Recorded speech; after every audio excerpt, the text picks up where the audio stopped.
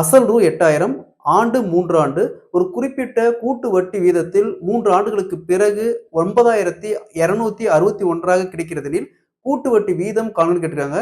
கூட்டு வட்டியில இந்த மாடல் சம் கேட்டாங்களா எப்படி குயிக்கா சால்வ் பண்ணலாங்கிறத பார்க்கலாம்.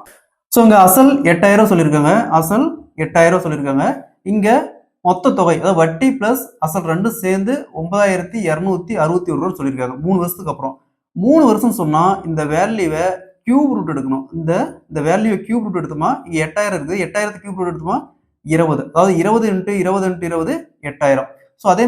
ஸோ இதே மாதிரி இந்த 9261 கியூப் ரூட் எடுத்தோமா 21. அதாவது 21 × 21 × 21 9261. நெக்ஸ்ட் இது ரெண்டுக்கான டிஃபரன்ஸ் 21 20 போச்சுன்னா 1 வகுத்தல் இது அசலுக்கான ரேஷியோ. அப்ப வகுத்தல் 20 இன்ட்டு வட்டி வீதம் கேட்குறாங்க. அப்ப இன்ட்டு 100. ஸோ அதை அப்படியே கேன்சல் பண்ணா 5%. ஸோ அப்ப 8000 அசலானது 3 வருஷத்துல 5% கூட்டு வட்டி விதத்துல 9261 மாறும். Option C is the correct answer.